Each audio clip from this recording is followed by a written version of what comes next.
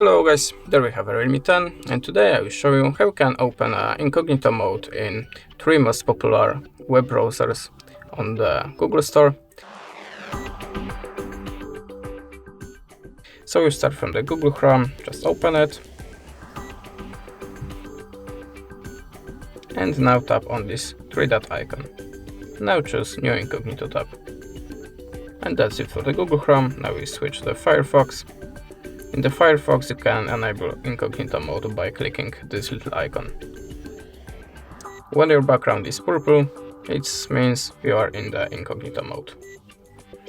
Okay, now we go to the Opera, and in Opera you have to click here and switch to Private.